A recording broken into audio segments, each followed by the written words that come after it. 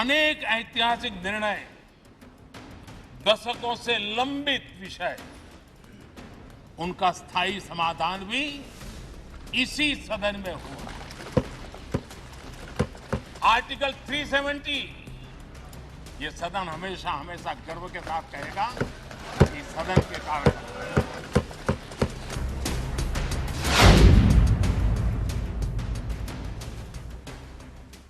नमस्कार, स्वागत है आपका। आप देख रहे हैं जेकेएलएच प्राइम टाइम। मैं हूं आपके साथ सना वारिस। संसद का आज से विशेष सत्र शुरू हो गया है।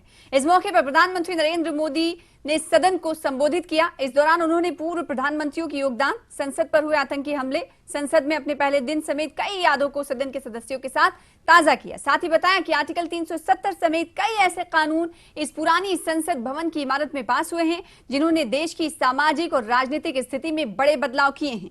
पीएम मोदी ने कहा कि सदन हमेशा गर्व से कहेगा कि धारा यानी अनुच्छेद 370 को हटाना उसके कारण संभव हुआ। आज इसी मुद्दे पर करेंगे बातचीत। के खास मेहमान हमारे साथ होंगे जिनसे हम करेंगे चर्चा।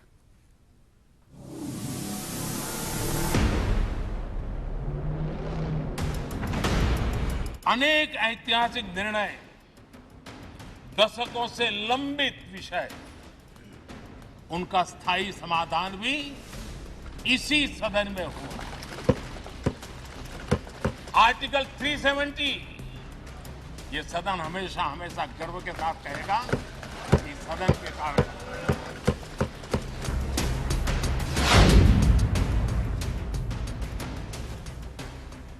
370 का हटाया जाना एक बार फिर से संसद में प्रधानमंत्री नरेंद्र मोदी ने इस हवाले से कहा कि ऐतिहासिक कदम था और साथ ही साथ इस कदम को गर्व के साथ याद किया जाएगा और फख्र महसूस करते हैं। इस बात का जिक्र आज संसद के पटल पर एक बार फिर से हुआ। मौका था विशेष सत्र का आज से, जिसका आगाज हो चुका है और आपको बता दें कि कल से नए संसद भवन से विशेष सत्र की शुरुआत होगी। हमारे साथ कई खास मेहमान मौजूद हैं इस मुद्दे पर चर्चा करने के लिए। और हम जानते हैं कि प्रधानमंत्री मोदी के इस संबोधन के बाद जम्मू कश्मीर के अगर दलों की बात करें तो उनकी तरफ से भी प्रतिक्रियाएं सामने आई हैं।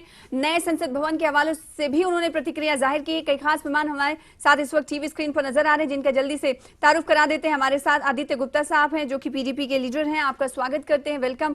और एडवोकेट आईएस पठानिया साहब है, भारतीय जनता पार्टी के स्पोक्स पर्सन है, आपका भी स्वागत करते हैं। इसके अलावा रविंद्र शर्मा साहब है जो कि चीफ स्पोक्स पर्सन है, कांग्रेस पार्टी को रिप्रेजेंट करते हैं। आपका शुक्रिया वक्त देने के लिए और आपका भी स्वागत। इसके अलावा एक और खास मेहमान हमारे बीच मौजूद हैं, रतनलाल गुप्ता साहब, जम्मू प्रोविंशियल प्रेसिडेंट हैं नेशनल कॉन्फ्रेंस के, आपका भी स्वागत करते हैं। सबसे पहले मैं चाहूंगी कि रतनलाल गुप्ता साहब, आज जो संसद के फ्लोर से, संसद के पटल से प्रधानमंत्री नरेंद्र मोदी ने बात कही, एक बार फिर से उन्होंने आर्टिकल 370 के हवाले से कहा कि ये संसद में ही ये हो पाया, कि साक्षी रहा कि आर्टिकल 370 का खात्मा इसी संसद से हुआ था, जिस पर हमें फख्र है, गर्व है।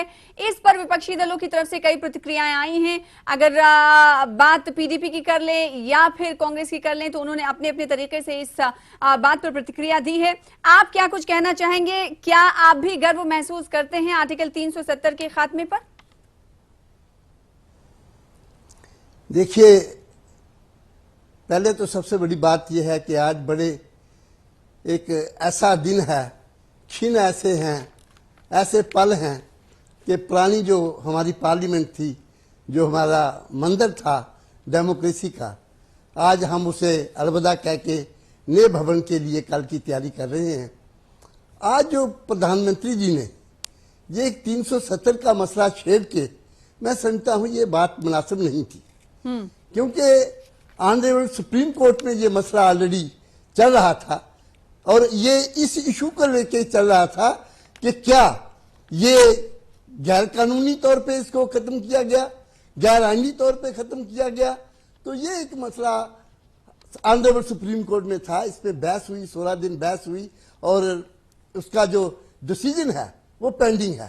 पूरे जम्मू कश्मीर के लोग इस वक्त सुप्रीम कोर्ट की तरफ नजरें लगा के देख रहे हैं कि जो इंसाफ के लिए उन्होंने इस कोर्ट में गए थे, वहां पे अपना विश्वास जाहिर किया था, वहां क्या रिजल्ट्स निकलते हैं। तो मैं समझता हूं कि ऑनरेबल प्राइम मिनिस्टर साहब को आज के दिन खासकर इस बात को गर्व के साथ ये कहना कि एक उस चीज को जो हम कहते हैं कि साहब ये गैर कानूनी और गैर आईनी है, हम समझते हैं कि इस ऐसे इशू को उन्होंने टच नहीं करना चाहिए था। फिलहाल अगर उन्होंने किया है तो फिर हम ये बात समझते हैं कि साहब 5 अगस्त 2019 को जो मुल्क के लोगों को सुनहरी बाग दिखा के इस आर्टिकल 370 को इन्होंने तोड़ा था, हमें बताइए कि क्या वो सुनहरी जो ख्वाब इन्होंने दिखाए थे पूरे हुए? उस वक्त कहा था कि जम्मू कश्मीर के अंदर हमने मिलिटेंसी की कमर तोड़ दी है जी। आप अंदाजा लगाइए कि ठीक। आज भी 6 दिन से जी। इनकाउंटर चल रहा है और एक दिन में 3 इनकाउंटर चल रहे हैं। आप अंदाजा लगाइए कि और फिर इन्होंने कहा था कि जम्मू कश्मीर के अंदर हम इतनी तरक्की करवाएंगे, इतनी इस डेवलपमेंट पर हम करवाएंगे। आएंगे। ओपनिंग रिमार्क्स चाहिए था, चूंकि आपने ये कहा रतन लाल साहब कि मुनासिब नहीं था प्रधानमंत्री नरेंद्र मोदी का, क्योंकि ये अभी सुप्रीम कोर्ट में ये मामला चल रहा है और इसके आईन के हवाले से इस पर बातचीत चल रही है और बहस चल रही है, तो इस पर नहीं मुनासिब था, आपका ये कहना स्टैंड है। मैं चाहूंगी कि रविंद्र शर्मा साहब आपके पास आऊं। प्रधानमंत्री नरेंद्र मोदी ने एक बार फिर से आज जम्मू कश्मीर के हवाले से अनुच्छेद 370 के हवाले से जो बात कही है संसद से, पार्लियामेंट के फ्लोर से, उस पर कांग्रेस की क्या कुछ प्रतिक्रिया है? क्या आप 370 के हटाए जाने को गर्व का मुद्दा मानते हैं, जैसा कि प्रधानमंत्री नरेंद्र मोदी ने कहा? क्योंकि कांग्रेस पर यह भी इल्जाम लगते रहे कि 370 पर आप फ्रंट फुट पर तो आते नहीं है। देखिए, पहली बात तो यह है कि इस संसद की बिल्डिंग की बहुत महत्वता ऐतिहासिक रही है, क्योंकि ये 1927 में बनी थी। लेटेंस आर्किटेक्ट थे और हमारे एक प्राचीन मंदिर मध्य प्रदेश में उसके पैटर्न, उसके आर्किटेक्चर पे ये बनी थी बिल्डिंग। एक इतिहास, एक युग देखा है इस बिल्डिंग ने। ये देश का सबसे बड़ा बात यह है कि संविधान बना, जिस काम संविधान की वजह से एक हम कामयाब लोकतंत्र रहे और भारत का विश्व में एक नाम है कि हम एक कामयाब लोकतंत्र हैं। यहाँ जमहूरियत रही, पाकिस्तान एक फेल्ड स्टेट रही, वहाँ लोग जेलों में जाते हैं, आते हैं, और प्रधानमंत्री जो हैं जिस तरह से हुआ, इसलिए देश आजाद हुआ। बहुत सी ऐतिहासिक बातें हैं। डॉक्टर भीमराव अंबेडकर की अध्यक्षता में संविधान बना और उसके बाद कई चुनाव देखे, कई बहुत बड़े स्टालवर्स इस सदन में देखे। देश के प्रथम प्रधानमंत्री पंडित जवाहरलाल नेहरू से लेकर के बहुत बहुत बड़े दिग्गज नेता रहे हैं। और उसके बाद कई ऐसी सूरतें आई, तो आप देख रहे हैं कि आज महिलाओं का आरक्षण जो है 33%, 73rd 74th अमेंडमेंट एक क्रांति थी, क्योंकि democracy at the grass root level में 33% महिलाओं को हिस्सेदारी मिली हर स्तर पे, दलितों को मिली, ट्राइब को मिली, ओबीसी को मिली। रिक्रूटमेंट से लेकर के देश में पार्टिसिपेटिव डेमोक्रेसी है जी। लेकिन यहाँ तक 370 की बात वो कहते हैं बीजेपी के लिए ऐतिहासिक फैसला हो सकता है जी। हम तो मानते हैं कि वो अनडेमोक्रेटिक, आर्बिट्रेरी था और ऐतिहासिक ब्लंडर भी हो सकता है। अब क्योंकि मामला सुप्रीम कोर्ट में है तो ऐतिहासिक कैसे कहा जा सकता है? जब इतने लोगों ने उसमें मुख्तलिफ राय दी है, इसका विरोध किया है, तो बीजेपी का अपना लक्ष्य हो सकता है, लेकिन उससे जम्मू कश्मीर में ना तो कोई बेहतरी आई है, ना आतंकवाद का खात्मा हुआ, ना नौकरी आई। इससे क्या बदला है और क्या नहीं बदला है, इस पर हम बातचीत करेंगे, लेकिन ओपनिंग रिमार्क्स चूंकि चाहिए था। आदित्य गुप्ता साहब, मैं आपके पास आऊं। प्रधानमंत्री नरेंद्र मोदी कहते हैं कि एक वक्त फख्र है, हमें गर्व की बात है कि आर्टिकल 370 इसी फ्लोर के जरिए पास हुआ, कई बिल पास हुए, कई कानून बने, तो वहीं उसमें से एक 370 पर भी उन्होंने जिक्र किया। उन्होंने सीधे तौर पर यह कहा कि कहीं ना कहीं ये हमारे लिए गर्व की बात है, अनुच्छेद 370 का हटना। इस पर पीडीपी की क्या कुछ प्रतिक्रिया है, क्योंकि आप तो मुखालिफत में ही रहे हैं शुरू से और सुप्रीम कोर्ट भी गए। रतन लाल गुप्ता साहब की बात आपने सुनी, साथ ही रविंद्र शर्मा साहब की बात सुनी, आपकी क्या कुछ प्रतिक्रिया? नमस्कार सना जी, आपको और मेरे फेलो पैनल सबको मेरी तरफ से नमस्कार। देखिए, ऐसा है कि 370 का जो मसला है वो हम सबको पता है विचाराधीन है, तो इस वक्त उस पर किसी किस्म का कमेंट करना हम लोग रिफ्रेन करते रहे हैं। क्या हमारी पार्टी हो, क्या नेशनल कॉन्फ्रेंस हो, क्या कांग्रेस हो, या इवन बीजेपी के प्रवक्ता, इस पे रिफ्रेन करते रहे। एक मर्यादा होती है कि अगर सुप्रीम कोर्ट के पास विचाराधीन है जी। तो हम लोग नहीं उसके बारे में बात करते हैं।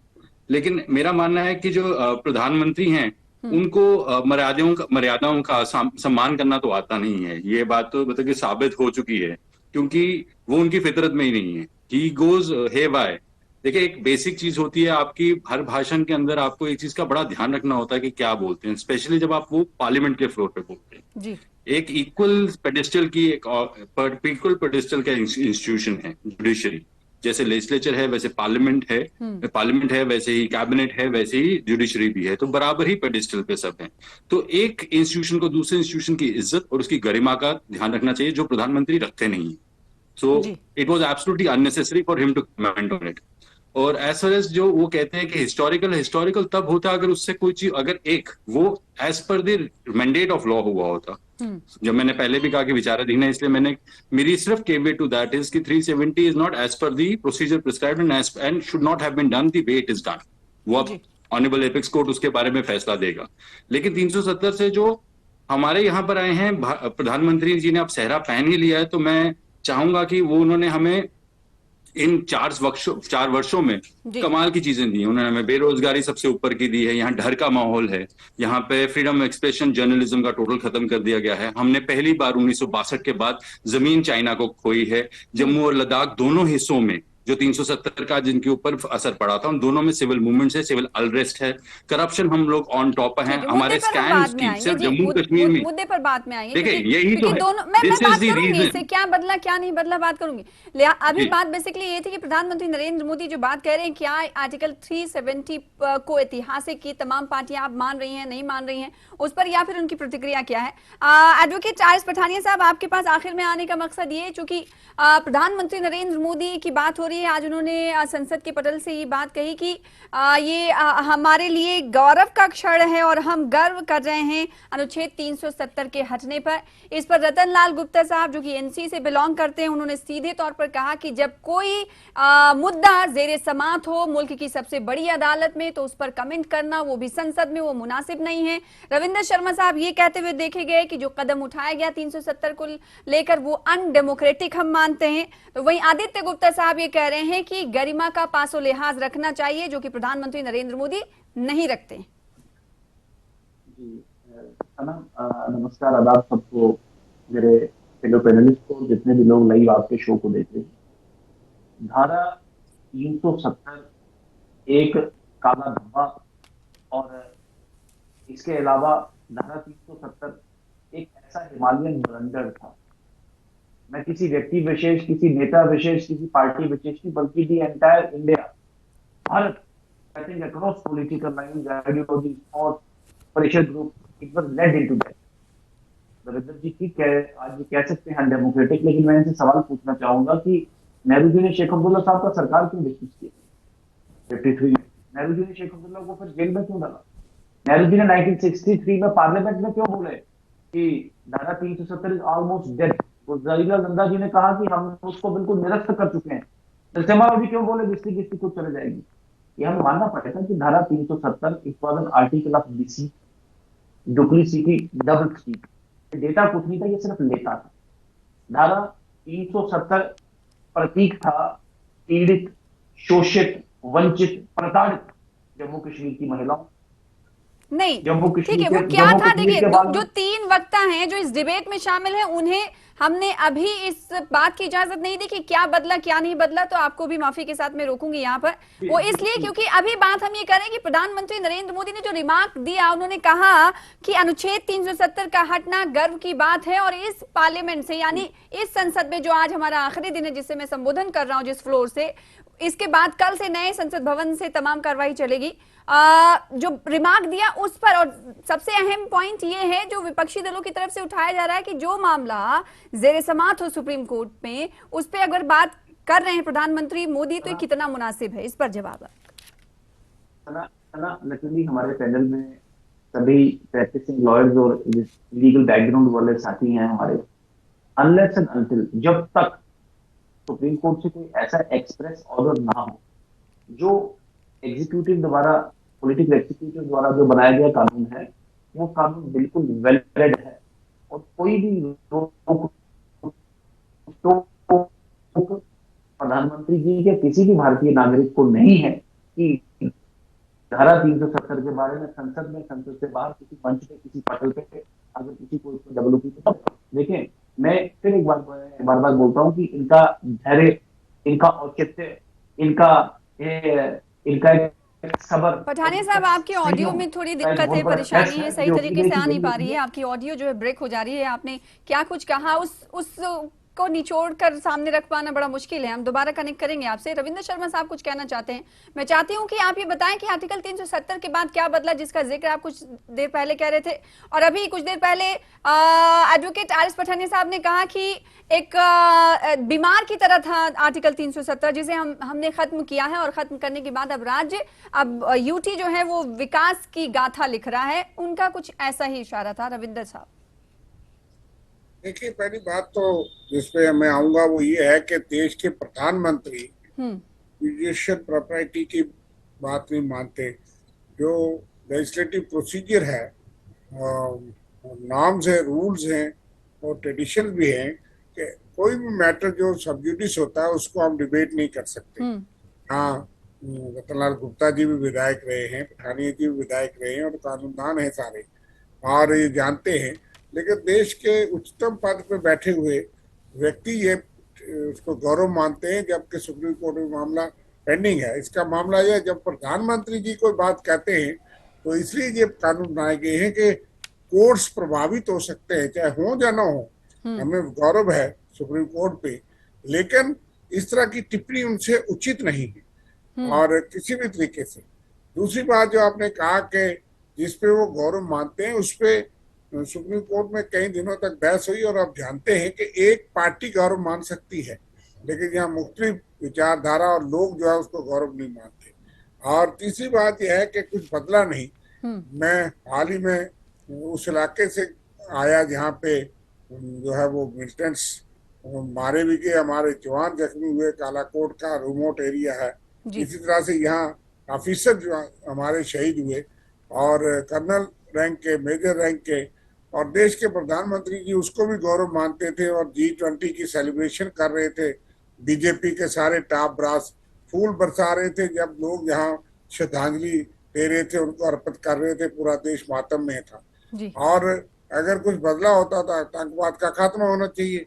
आतंकवाद की तो रिवाइवल है कई जगह पे, जो आतंकवाद फ्री एरिया थे, जोन थे, वहां में मिलिटेंसी बढ़ रही है।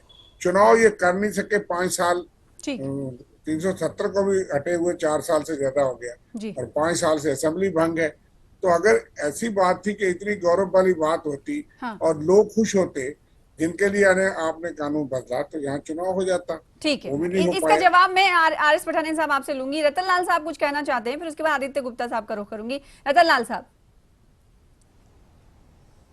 देखिए, गौरव की बात जो प्रधानमंत्री जी कह रहे हैं, एज ए प्रधानमंत्री जी को ये बात कहनी नहीं चाहिए थी।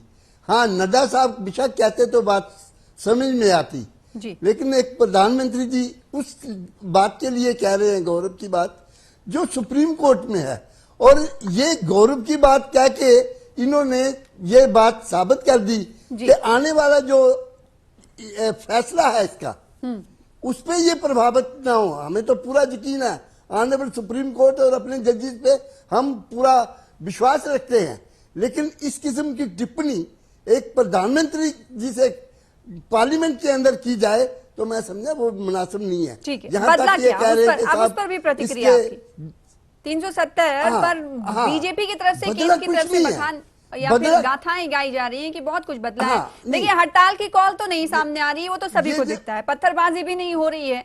इसके अलावा और क्या कुछ नहीं बदला है? पर्यटकों को लेकर केंद्र सरकार ये कहती है कि उनकी भारी तादाद में उनके इजाफा हुआ है, वो क्या विपक्षी दलों को नहीं दिखाई देता? देखिए, हम लोग बहुत कुछ देख रहे हैं। वो दिल्ली वाले शायद ना देख रहे हो, लेकिन हम लोग बहुत कुछ देख रहे हैं। हम देख रहे हैं कि हमारे बच्चे अनएम्प्लॉयड हैं, जो पिछले टाइम पे इसकी रेशो जो थी हमारे टाइम पे 5% हुआ करती थी, आज 24% को टच कर रही है। बच्चे पढ़े लिखे सड़कों की धूल चाट रहे हैं, यही बदला है, और नशे की तरफ जा रहे हैं। हमारे जो बच्चे हैं 60,000 के करीब पिछले जी, 2 जब बात साल से आर्टिकल 370 की होती यहाँ है पे तो डेली वेजेस कहीं न है, कहीं ना चाहते सड़कों हुए पे भी है, ये हो जाता है कि सड़कों बदला क्या पे और है। क्या नहीं बदला, जिस पर केंद्र सरकार को घेरा जाता है। आदित्य मैं- साहब, आदित्य, यहाँ तक कि मैं- बीजेपी की तरफ से इसे अफगानिस्तान मैं जैसा एक जब ही उस बात- वक्त एक बात- बुलडोजर एक चलाए बात- जा रहे थे तो महबूबा मुफ्ती की तरफ से उस वक्त कहा गया था कि अभी तो अफगानिस्तान हमसे अच्छा है, यानी इस तरह की प्रतिक्रियाएं आती रही हैं। बदलने को लेकर बात प्रधानमंत्री की तरफ से और केंद्र सरकार की तरफ से आदित्य गुप्ता जी, ये कहा गया है कि बहुत कुछ बदला है जो कि आप लोगों को नहीं दिखाई देता है, आप लोगों ने आंख में पट्टी बांध रखी है, तो जो कुछ बदला है तो उसको भी कहा जाना चाहिए ना कि ये चीज अच्छाइयां हैं और ये चीज बुराइयां हैं जो अभी नहीं बदली, जिस पर काम करने की जरूरत है।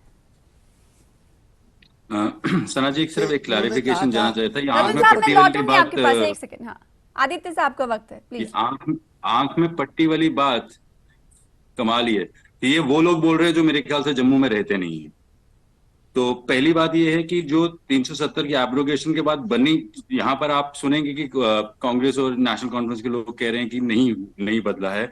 पठानिया साहब उठ के कहेंगे कि सब बदल गया है। मैं आपको चुनौतियां बता देता हूँ आज की चुनौती क्या है, और वो आज की जो चुनौतियां बनी है पिछले 4 साल की सरकार की वजह से बनी।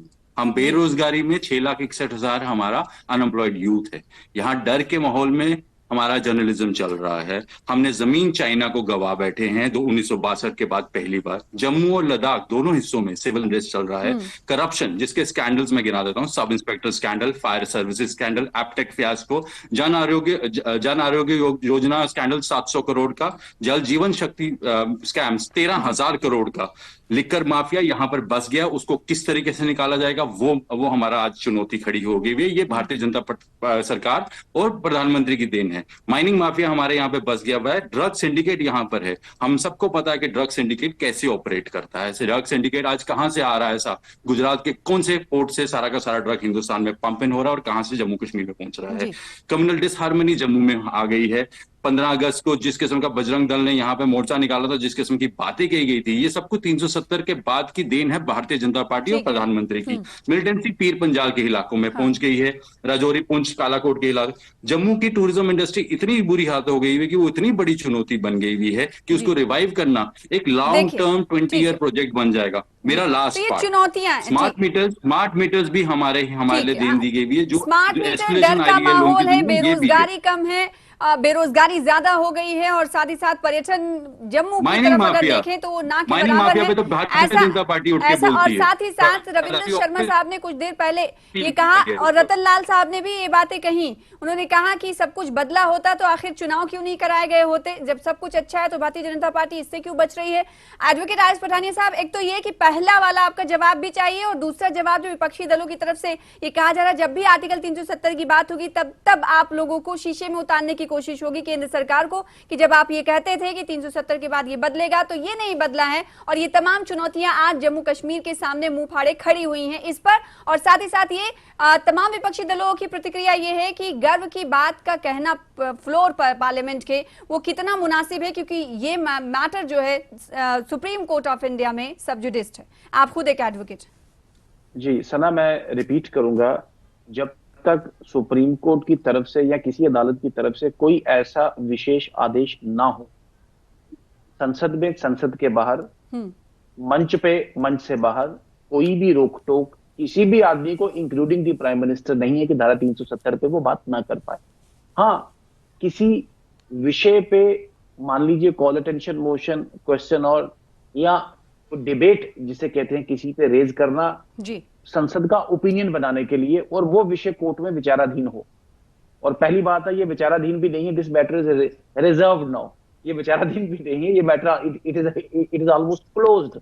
जो रविंद्र शर्मा साहब कह रहे हैं ना, this matter is almost close, this matter has been reserved for judgements, this matter reserved for judgements.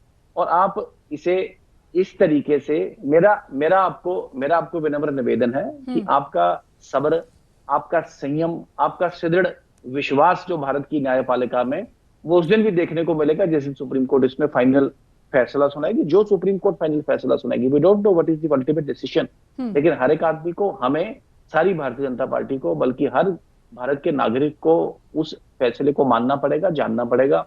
और आपका एनआईए को डाउट करना, ईडी को डाउट करना, सीबीआई को डाउट करना, कम से कम सुप्रीम कोर्ट को डाउट करना मत शुरू कर दीजिएगा उस दिन जिस दिन फैसला आएगा। आप किसी, मैं फिर दोबारा बताना चाहता नहीं हूँ, तो कह विशेषकर रहे हैं कि इस तरह कांग्रेस की बयानबाजी अगर होगी तो इससे प्रभाव होगा, इस प्रभाव पड़ेगा एब्सोल्युटली इसका। नॉट। अब देखें, बिल्कुल नहीं होगा, बिल्कुल नहीं। मैंने रविंद्र शर्मा जी को सवाल पुट किया कि अगर धारा 370 का इतना दूरगामी जिसे कहते हैं आज इम्पैक्ट होता तो हाँ। जवाहरलाल नेहरू जी ने चुनौतियों का जिक्र आपने नहीं किया, ये चुनौतियां हैं जो आदित्य साहब ने आपसे पूछी, वो ये तमाम मुद्दों को कैसे दूर किया जाएगा? क्या ये आप मानते हैं कि ये चुनौतियां हैं जम्मू कश्मीर में या नहीं? बेरोजगारी 24% की बात हो रही है, क्या ये है या नहीं? सर, मैं एक लाइन में एक्सप्लेन कर दूं प्लीज। धारा 370 टू नेशन थ्योरी की एक छाप थी, जो सिर्फ बांटता था, सिर्फ दिखाता था, देता कुछ नहीं था। जो एक आतंकवाद, अलगाववाद की एक फीलिंग जम्मू कश्मीर में पनपने के लिए एक ब्रीडिंग ग्राउंड देता था, लेकिन उसमें नफरत ही नफरत, लूट पाट, आपस में मार, इसके अलावा कुछ नहीं दिया धारा 370 ने जम्मू कश्मीर को। आज अगर इसकी बात करें, 5 अगस्त 2019 को ये आर्टिकल गया है, और जैसे भारत का इतिहास बिफोर 47 और आफ्टर 47 कुछ नहीं दिया। रतन साहब, जल्दी से आपका रिमार्क चाहूंगी क्योंकि वक्त हो चुका है 5 अगस्त 2019 इस डिबेट को, इस बहस को क्लोज करने का। प्लीज जल्दी से रतन साहब। देखिए साहब, बड़े दुख की बात है कि हाँ। एक मसला जो है सुप्रीम कोर्ट के अंदर उनके अधीन है और जजमेंट रिजर्व की गई है। हाँ। जजमेंट आनी है और प्रधानमंत्री जी कह रहे हैं कि हम प्राउड फील कर रहे हैं। मुझे बड़ा दुख के साथ ये कहना पड़ रहा है कि इस किस्म के अल्फाज जो प्रधानमंत्री जी ने कहे हैं गलत हैं। अब मुझे कहना पड़ेगा कि ये गलत है, नहीं कहने चाहिए।